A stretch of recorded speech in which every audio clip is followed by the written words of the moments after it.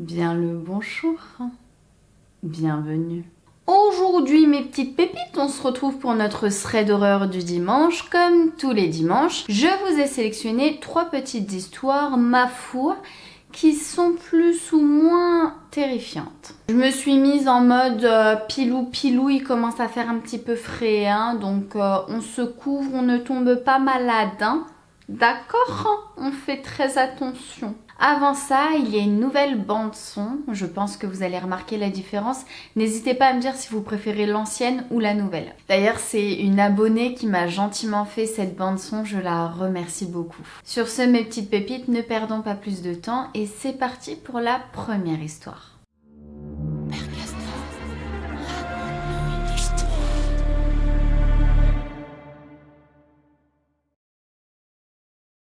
Salut Cam, moi c'est Emma. Je viens de fêter mes 18 ans et je viens vers toi pour te raconter ce que nous avons vécu dans notre ancienne maison. Excuse-moi d'avance, ça risque d'être assez long. En 2014, ma famille a déménagé dans une maison beaucoup plus grande suite à la venue de ma petite sœur. Nous sommes 4 enfants et la maison était décernée trop petite pour abriter une famille de 6 personnes. Nous avons donc déménagé dans une maison à côté d'une église, dans un village avec peu d'habitants. Pas de magasin à moins de 15 km. Autrement dit, un coin perdu.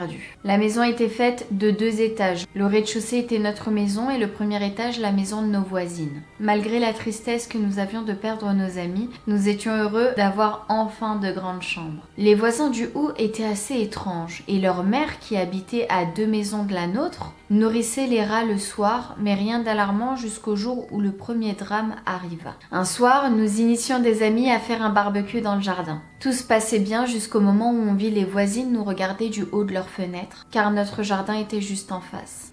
La copine de ma mère, notre invitée, agacée de voir les voisines observer, se moqua et rigola d'elles, en leur balançant tout simplement des blagues sur leur physique. Elles partirent de devant leur fenêtre et juste à ce moment-là, la balançoire que nous avions depuis des années, assez solide, tomba, entraînant la fille de l'invité dans sa chute, et s'effondra sur les jambes de la petite fillette. Et c'est à partir de ce moment-là que le cauchemar commença. Plusieurs membres de ma famille tombèrent malades sans explication. À chaque fois que nous recevions quelqu'un, il disait se sentir mal, oppressé, observé. Nous entendions des bruits quand les voisines n'étaient pas là. Des chuchotements, des objets qui claquent et qui tombent sans courant d'air.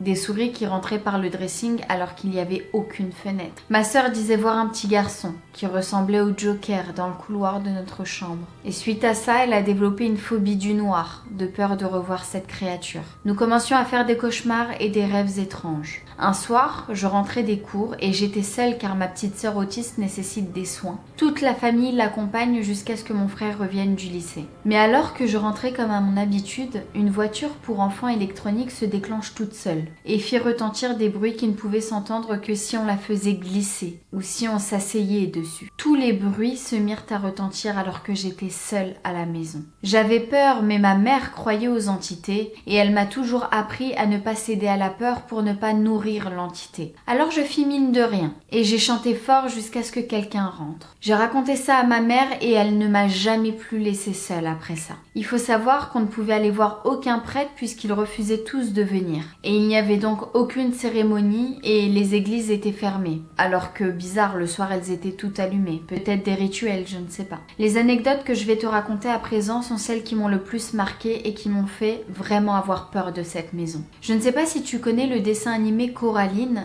mais un jour, en ouvrant les volets, je découvris une poupée qui ressemblait à une fille moche et vieille, mais il était impossible de mettre quoi que ce soit à travers les volets, car c'était des anciens volets avec des crochets qu'on ne peut ouvrir que de l'intérieur. Elle apparut le premier jour dans ma chambre, nous l'avons jetée par la fenêtre. Et le lendemain, elle fit de même dans la chambre de mon frère, et le jour d'après, dans la cuisine. Elle portait une robe avec le même motif que celui qu'on a trouvé enfoncé dans le sol quand nous avons refait le sol de mes parents. À ce jour, nous n'avons aucune explication, mais le pire reste à venir. Un soir, alors que nous étions d'humeur artistique, moi et ma sœur Léa, qui partagions la même chambre, décidèrent de dessiner sur notre bureau tout blanc. On dessine et on écrit une phrase phrase Sister Forever. Nos parents nous appellent pour aller manger et toute la famille était à table. On finit de manger et on retourne dans notre chambre dans l'espoir de continuer à dessiner et écrire et là je vis une horreur. Le Sister Forever s'était transformé en Satan Forever. J'ai cru rêver, je l'ai alors demandé à ma sœur si elle voyait la même chose que moi, sans lui dire ce que je voyais pour ne semer aucune idée dans sa tête. Et là je vis son visage se décomposer et paniquer quand elle dit « Oui, je vois aussi la même chose que toi ». Elle confirma mes propos et là par contre j'ai cédé à la peur. Nous courons chercher nos parents et mon père qui ne croit pas à ce genre de choses dit que quelqu'un a dû l'écrire pendant que nous mangions alors que personne s'est levé durant le repas. Ma mère par contre nous a cru et elle aussi paniqua mais resta de marbre. Nous avons recouvert la phrase au blanco et nous avions tous prié. Après ça, j'ai personnellement rien vécu de bizarre car j'ai dû emménager chez ma mamie pour ma première année de lycée. Je ne vivais donc plus avec ma famille.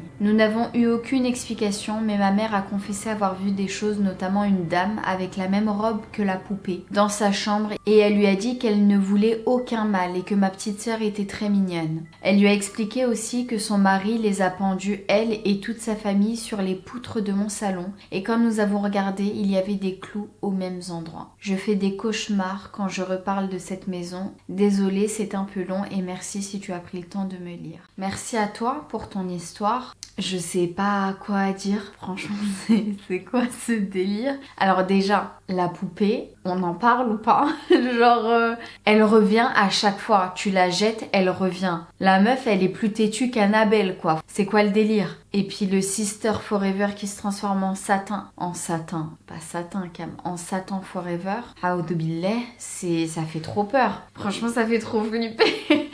Merci beaucoup de nous avoir partagé ton histoire. Mes petites pépites, passons tout de suite à la deuxième histoire.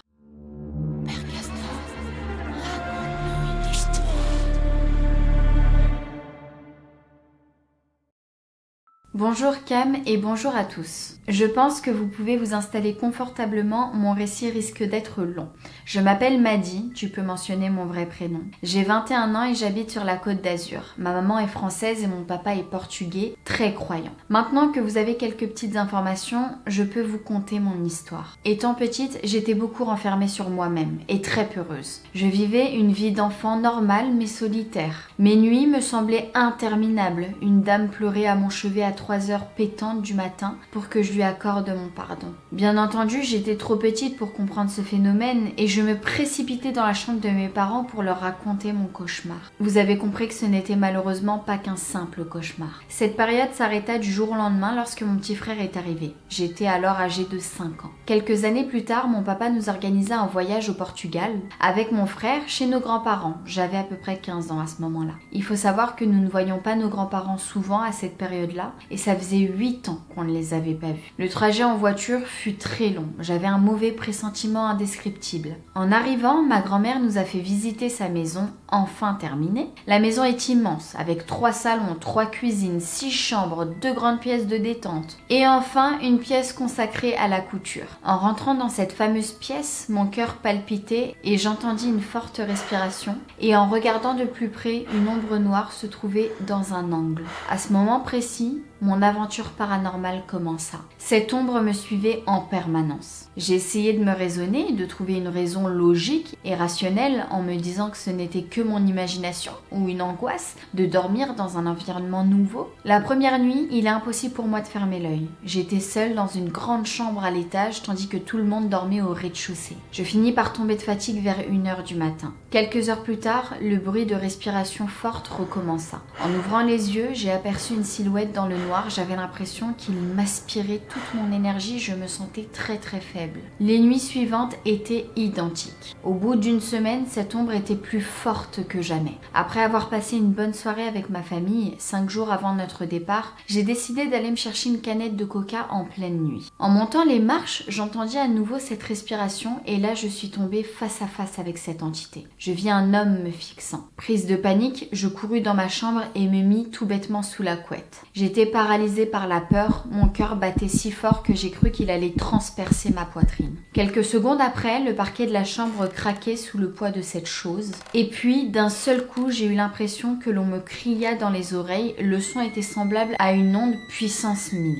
J'étais au bord du malaise quand tout à coup un énorme bruit retentit dans ma chambre. J'ai enlevé la couette de mon visage et je vis une chaise en bois au milieu de ma chambre. Elle se trouvait dans le salon en face de ma chambre de base. J'étais tellement choquée qu'aucun son n'a pu sortir de ma bouche pendant au moins 30 secondes. Je n'arrivais pas à réaliser que l'impensable venait de se produire. Après ces 30 secondes, j'ai hurlé en appelant mon papa. Il arriva à toute vitesse dans ma chambre et vit la chaise et mon visage blême. Il me prit dans ses bras et m'expliqua. Les phénomènes paranormaux étaient déjà très récurrents lorsqu'il était petit. Il habitait dans cette maison. Il m'expliqua également que mon arrière-grand-père paternel était très en colère contre mes grands-parents et donc l'entité c'était lui. Son sentiment de colère le retient dans notre monde. Depuis cette frayeur, je vois des entités plusieurs fois par jour. J'ai pris des rendez-vous chez plusieurs médiums, magnétiseurs et autres. Le même verdict tombe. Tu es médium. Cette nouvelle était dure à digérer, mais maintenant j'apprends à vivre avec ce don. Il y a quelque temps, j'ai également appris que cette dame qui pleurait à mon chevet pendant mon enfance chaque nuit était en fait mon arrière-grand-mère maternelle qui me demandait pardon car elle a fait vivre des atrocités à ma maman lorsqu'elle était plus jeune. Je sais que certaines personnes me prendront sûrement pour une folle et ne croient pas en ce genre de choses. Avant cette aventure paranormale, je n'y croyais pas non plus. Mais lorsque l'on est confronté à une entité, on ne peut pas nier et faire semblant. Voilà Cam, j'aimerais que mon histoire passe dans une de tes vidéos pour que ce don soit normalisé ou du moins que l'on en parle plus souvent. Ce sentiment d'être différent est invivable, surtout lorsqu'on nous traite de fous. J'invite toutes les personnes à qui ça arrive d'en parler avec quelqu'un de confiance. C'est important de parler de nos craintes, de ce que l'on vit au quotidien. En tout cas, merci Cam de nous laisser nous exprimer à travers tes vidéos. Merci à toi, c'est abusé. T'as dû grave flipper, la vérité. Mais en plus, ton père, il me tue parce que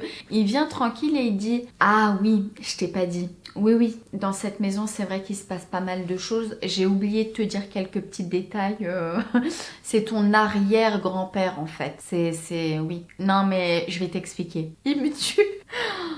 J'en rigole, mais si ça m'arrivait, enfin, j'ai vécu ça, hein, une ombre noire, t'inquiète, on a vécu. Mais si je le revis, t'inquiète pas que je ferais pas la maline. Hein. Ah, pas du tout. Ah non, pas du tout. N'hésitez pas à me dire en commentaire ce que vous avez pensé de cette histoire. Merci beaucoup à toi de nous avoir confié ton histoire. Sur ce, mes petites pépites, je vous propose de passer à la dernière histoire.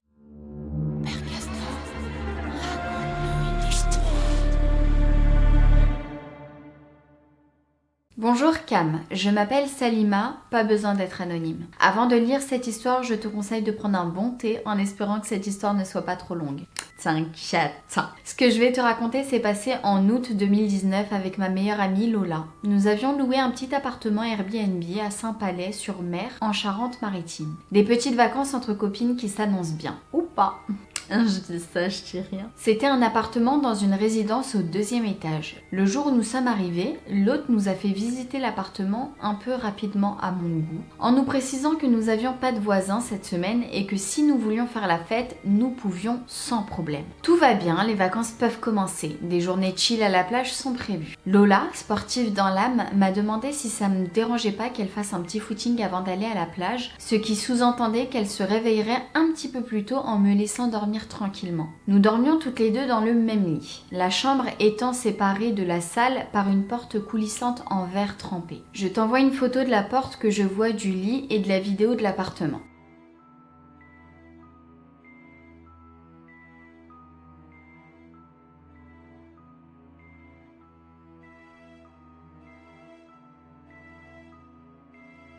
Jusqu'ici, tout va bien. Le 2e jour, pendant la nuit, j'ai été réveillée par un bruit et me rends compte qu'une lumière est allumée. Je pensais avoir reçu une notification sur mon téléphone. Je ne sais pas si tu vois ce que je veux dire. Tu peux te rendre compte que l'écran de ton téléphone s'allume lorsque tu as les yeux fermés. Oui, tout à fait, oui. J'ouvre les yeux sans bouger et m'aperçois que mon téléphone est bien éteint. Je lève la tête et m'aperçois que la lumière de la salle est allumée. Je n'ai pas entendu Lola se lever et je savais pertinemment qu'elle était encore à côté de moi et dormait profondément. profondément. La lumière de la salle s'est donc allumée toute seule à 5h47 précise. Prise de panique, je reste calme et tends l'oreille. C'est alors que j'entends 5 pas dans la salle. J'ai pris le temps de les compter, oui. Comme si que quelqu'un marchait lentement. La lumière s'éteint juste après, mais j'entends clairement le tac de l'interrupteur comme si qu'une personne avait éteint la lumière. Je me tourne alors vers Lola, la secoue en disant « Purée, la lumière s'est allumée toute seule ». C'est à quoi elle répond « T'es sérieuse ? Viens, on va voir ». Je t'avoue que même si j'adore tout ce qui est paranormal, quand ça t'arrive, tu fais moins la maline. Oui, c'est vrai. Autant te dire que si elle n'était pas là avec moi, jamais je ne me serais levée pour aller voir ce qui se passait. Nous nous sommes donc levés pour vérifier la salle et rien, ce qui était prévisible. Nous sommes retournés au lit pour en discuter et au moment de nous rendormir, rebelote. On entend un gros boum, bruit qui s'apparente à un objet qui tombe au sol. Il est 6h13. Lola me dit « T'as entendu ce que j'ai entendu ?» Je réponds « Oui » et me demande ce que cela peut bien être. Le bruit semblait provenir de la salle de bain. Rien. Au niveau de la cuisine, je m'aperçois que le torchon tenu par un crochet adhésif était au sol. C'est donc la chute du torchon qui a provoqué ce bruit. Je me pose encore la question pourquoi c'est tombé maintenant et pourquoi pas à un autre moment. La journée se passe tranquillement et vient l'heure de se coucher, que j'appréhendais, j'avoue, car j'avais senti que nous étions pas seuls. J'ai dormi tant bien que mal avec cette sensation d'être observée. J'avais l'impression que quelqu'un était avec nous dans la chambre. Le lendemain matin, je demande à Lola si elle a bien dormi, ce à quoi elle m'a répondu « Ça va, mais j'ai été réveillée par une odeur de merde, tellement que j'ai retiré la couette pour vérifier si je ne m'étais pas chié dessus. » Je me rappelle que ma mère m'avait dit que les djinns aimaient les endroits sales et les toilettes. Pour moi, cette odeur était clairement provoquée par la présence d'un djinn. Les journées se passent bien. Toutes les manifestations paranormales surviennent principalement la nuit, enfin presque. Au retour de la plage, je décide de préparer une salade. Lola était un peu barbouillée. Tellement fière de ma salade riche en couleurs, j'ai décidé de la snap. Pendant que je filmais, la porte sonne. J'ai trouvé ça bizarre. Je ne voulais pas ouvrir la porte. Qui aurait bien pu sonner, sachant que le propriétaire nous a bien dit que nous étions seuls dans la résidence. Lola se décide d'ouvrir. Personne. Elle l'avait senti. Vous avez la vraie vidéo qu'elle m'a envoyée en pièce jointe.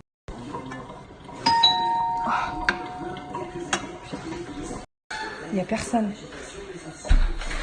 C'est une blague.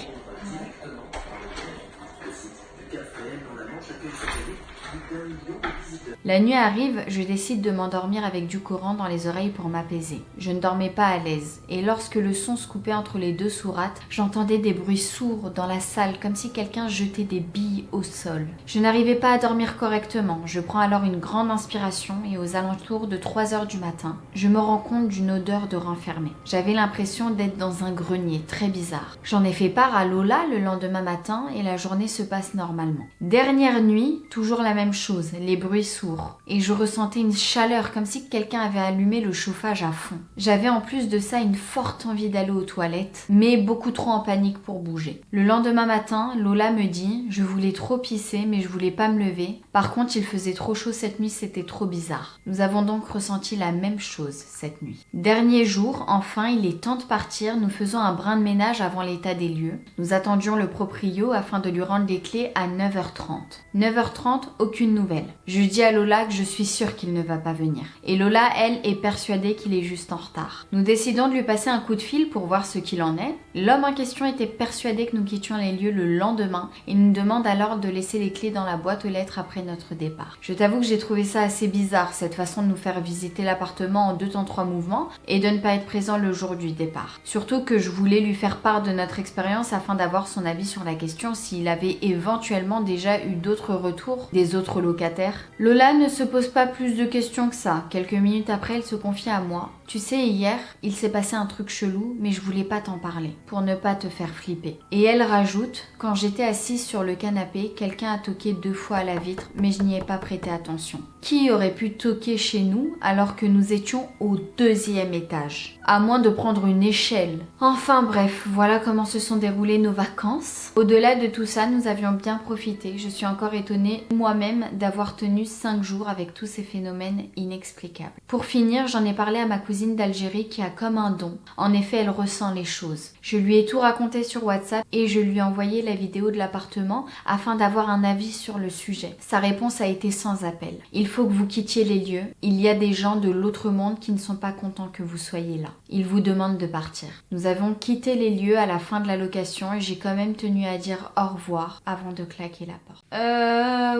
Oui, bah franchement, moi, je propose un truc, d'accord? Bon, je pense pas que ça soit possible, mais si vous vivez des trucs bizarres, paranormaux dans un Airbnb, je propose qu'on ait un remboursement. Non, parce qu'on a payé et en fait, on passe des vacances juste horribles et on repart avec un bagage. Ça se trouve, on a ramené avec nous d'autres entités. Non.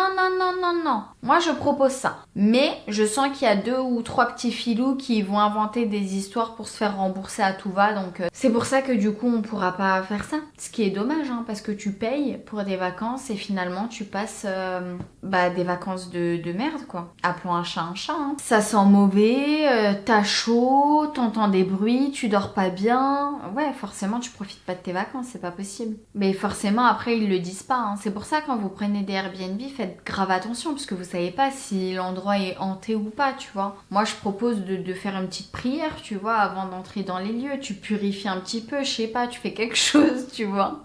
Mais t'as bien fait de dire au revoir avant de claquer la porte. C'est trop mignon. Et il faut savoir que dans la religion musulmane, nous, on dit qu'à chaque fois quand vous entrez quelque part, faut dire salam alaykoum, donc vous saluez tout le monde. Parce qu'il y a des lieux qui sont habités. Et donc, en entrant quelque part, tu passes le salam à tout le monde. Voilà. Dans la religion musulmane, il faut le faire. C'est quelque chose... Je sais pas si chez les chrétiens et les juifs, vous le faites aussi. Faudrait que je me renseigne. Mais je trouve ça super mignon et bienveillant, tu vois. Parce que peut-être on voit pas de nos yeux, tu vois, les esprits, les djinns, etc. Mais je trouve que c'est bienveillant de les saluer. Je trouve ça trop mignon. Moi, je le fais tout le temps, perso. Sur ce, voilà mes petites pépites, ce thread d'horreur est terminé. J'espère qu'il vous a plu. Comme d'habitude, je suis tellement heureuse de filmer les threads d'horreur, c'est ma passion. Si t'as kiffé cette vidéo, je compte sur toi pour me lâcher un like, à t'abonner si ce n'est pas déjà fait. Je poste 3 vidéos par semaine le lundi. Pas du tout. Le mercredi, le samedi. Bon, généralement, le samedi, je le switch quand je suis un petit peu fatiguée. Et le dimanche, que je ne switch jamais, le dimanche, c'est que des threads d'horreur. Voilà, n'hésite pas à t'abonner si tu kiffes ça. Je te laisse mes réseaux sociaux par-ci par-là, TikTok et Instagram. J'y suis active tous les jours. Sur Instagram, en story, je vous tiens au courant de tout. Quand je poste pas, quand je vais poster, sur quoi je vais poster. Je vous demande aussi sur quoi vous voulez qu'on parle et tout. Même sur TikTok, en vrai, je fais des vidéos grave marrantes. Mais sur Instagram, c'est plus pour vous tenir au courant des choses, quoi. Si t'es resté jusqu'à ce moment de la vidéo, mets-moi en commentaire le mot ananas. Sur ce, moi, je t'embrasse très très fort. Je te dis à mercredi pour une prochaine vidéo YouTube. Prends soin de toi, surtout. Ciao. Ring around the